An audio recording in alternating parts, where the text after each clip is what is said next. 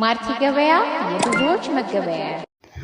ሰላም ጤና ይስጥልኝ ውድና የተከበራችሁ የማርቲ ገበያ ቤተሰቦች፣ በዛሬው ዕለት ከ400 ሺህ ብር ጀምሮ የሚሸጡ መኪኖችን ለስራ ለመንቀሳቀሻ ለተለያዩ ስራዎች የሚውሉ የመኪና አይነቶችን ይዤላችሁ መጥቻለሁ።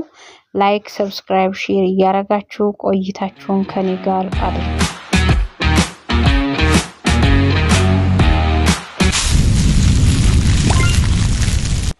ማርቲ ገበያ የብዙዎች መገበያ። ቱኤች ሎንግ ቤዝ ቦዲ ነው። ሞዴሉ 1986 ጠርዝ ማዕዘን ሻንሲ ሞተር ንጹህ ነው። ዋጋ 1,100,000 ብር ነው።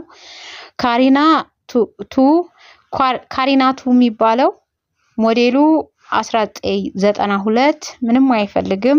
ዋጋ 450,000 ብር ነው።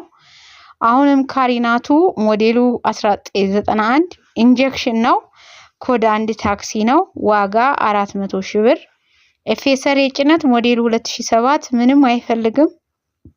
ዋጋ 3,500,000 ብር ነው።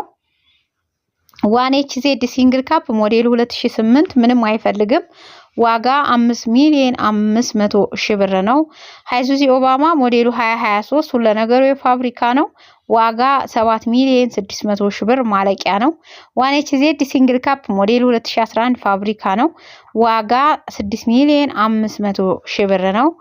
5L ሚኒባስ ሞዴሉ 2004 ምንም አይፈልግም። ዋጋ 2,500,000 ብር ነው። ቱኤች ላንድ ክሩዘር ሞዴሉ 1989 ምንም አይፈልግም። ዋጋ 650,000 ብር ነው። ቱኤች ላንድ ክሩዘር ሞዴሉ 1989 ምንም አይፈልግም። ዋጋ 650,000 ብር ነው። ቅንጅት የጭነት ሞዴሉ 2008 ምንም አይፈልግም። ዋጋ 3,100,000 ብር ነው። ፍራንኮ ገልባጭ ሞዴሉ 2012 ነው። ምንም አይፈልግም። ዋጋ 4,000,000 ነው። 105 ሞዴሉ 2000 ምንም አይፈልግም። ዋጋ 3,500,000 ብር ነው።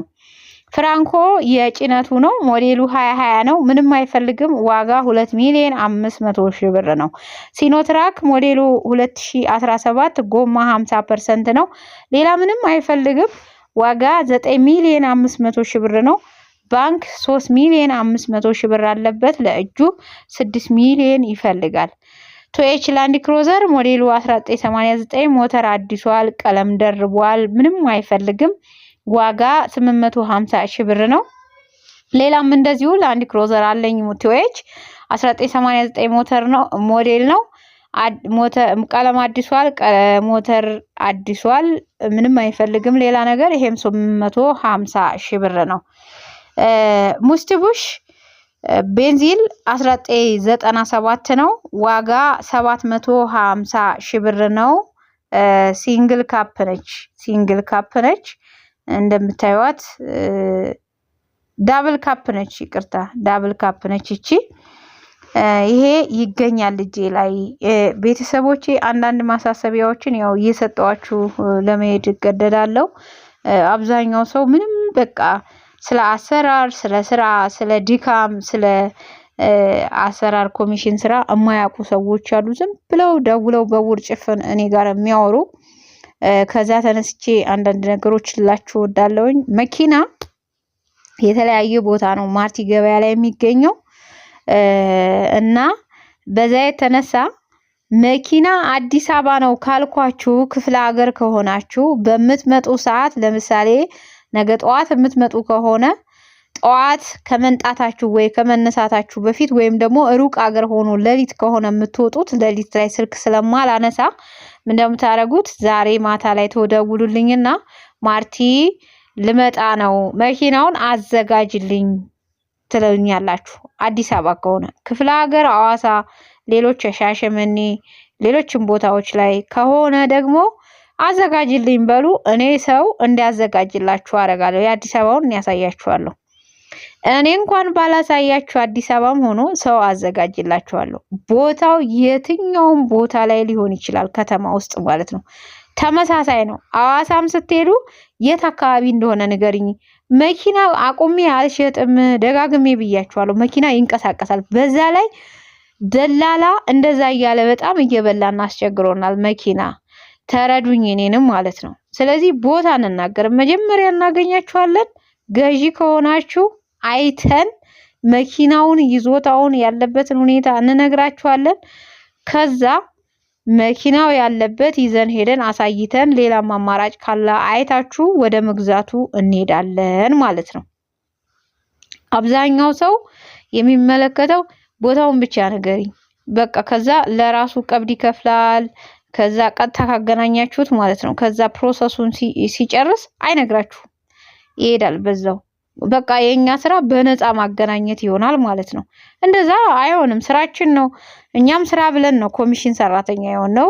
2% ትከፍላላችሁ፣ መኪኖች ይቀርብላችኋል። የምትፈልጉት መኪና የእናንተ ደግሞ ፈትሾ አይቶ አምኖ ተከራክሮ የመግዛት ኃላፊነት አለባችሁ። እኛ ገዥና ሻጭን ማገናኘት፣ መኪናውን ማሳየት ነው።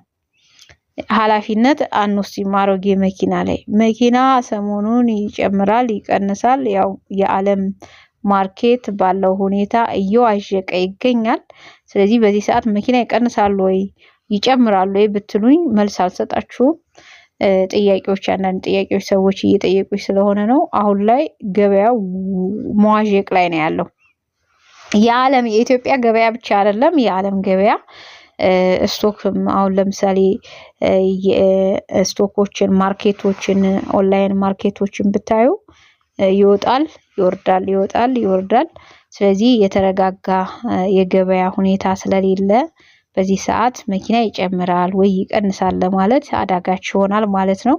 ስለዚህ እናንተ መሸጥም መግዛትም ለምትፈልጉ ሰዎች እኩል ነው የምትስተናገዱት። ምክንያቱም ዛሬ ሊወጣ ይችላል፣ ነገ ደግሞ በዚሁ በዓለም ሁኔታ ምክንያት ሊወጣ ይችላል፣ ሊወርድም ይችላል። ስለዚህ ስራችን ይቀጥላል። ምላሽ የምንሰጠው ግን የዓለም ሁኔታ ሲረጋጋ ከዛ ጋር በተያያዘ ሁኔታ መኪና ሊጨምርም በነዳጅ መወደድ ሊረክስም ይችላል ብለን መልስ እንሰጣለን ማለት ነው። አሁን ላይ ባለው ሁኔታ ምንም ነገር መናገር ይከብዳል ማለት ነው። ሌላው አንዳንድ ሰዎች መኪና ከገዙ በኋላ ኮሚሽን ለመክፈል የሚቸገሩ ሰዎች አሉ። መኪና ከገዛችሁ በኋላ ግዴታ ነው። በእኔ በኩል ከሄዳችሁ ለእኔ ኮሚሽን መክፈል ግዴታችሁ ነው። ደውላችሁ ማሳወቅ ግዴታችሁ ነው። ምክንያቱም እኔ ጋር ስልካችሁ አለ፣ መኪና የሰጠዋችሁ መኪና ሊኖር ይችላል፣ ያወራንበት ሪከርድ ይኖራል፣ ብዙ ነገሮች ማስረጃዎች አሉ። ብትከዱኝ ራሱ ችግር የለውም፣ እኔ ይዛችኋለሁኝ። ሌላውም እንደዚሁ የያዝኩትን ደግሞ ስልክ ሜሴጅ ስልክ ቁጥር የሰጠውበትን ከሰውየው ጋር ያገናኘሁትን ብዙ መረጃዎች እኔ ጋር ይኖራሉ ማለት ነው። ስለዚህ አጉል ነገሮች ውስጥ ከመግባት እናንተም ሌላውም ጋር ብትሄዱ ከፍላችሁ ነው የምትገዙት፣ እኔም ጋር ብትመጡ ከፍላችሁ ነው የምትገዙት። ምንም ይሄ ኃጢአት አይደለም። ሰርተን ነው የምናገኘው። ዋሽተን አይደለም፣ ሰርተን ነው የምናገኘው። ውሸት አይደለም። ይሄ እውነተኛ ነገር ነው የምንሰጣችሁ ማለት ነው። ስለዚህ ጠንቀቅ በሉ። ወደ እኔ ስትመጡ መኪናም ስታመጡ ትክክለኛ መረጃ ለመሸጥ ከወሰናችሁ ዋጋ ሳወጣላችሁ ይሄን ያህል ዋጋ ይሸጣል፣ በዚህ ዋጋ ሊሄድ ይችላል ብዬ የማወጣላችሁን ዋጋ ተቀባይነት የምትቀበሉ ከሆነ ካለበዛ ደግሞ ያወጣችሁት ዋጋ ካለ ለእኔ ስትነግሩኝ አይ በዚህ ዋጋ ማቲ ገበያ ላይ አይፖስትም ውድ ነው ብዬ ልመልስ እችላለሁ። የምቀበለውም ነገር ይኖራል ማለት ነው። እኔ ግልጽና ግልጽ ነገር ነው የማወራው። ምንም የተደበቀ ነገር የለም በስራዬ በኩል ማለት ነው።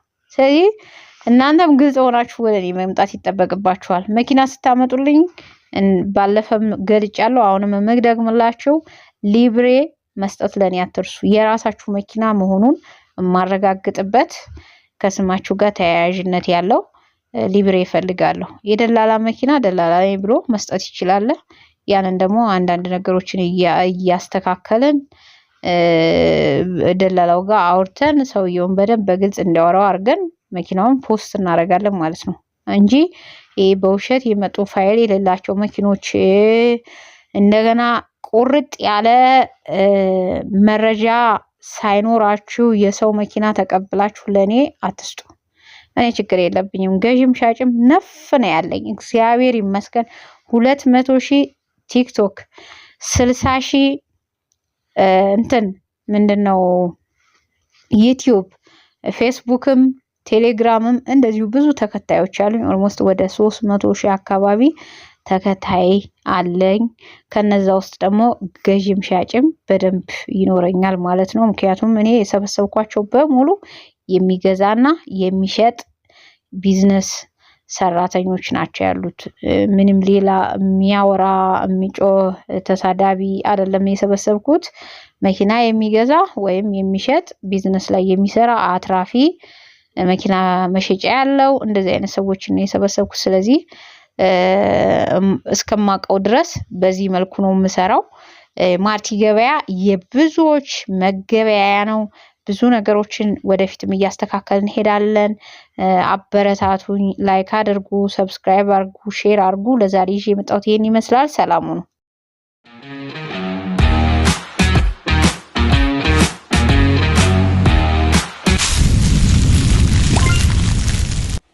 ማርቲ ገበያ የብዙዎች መገበያ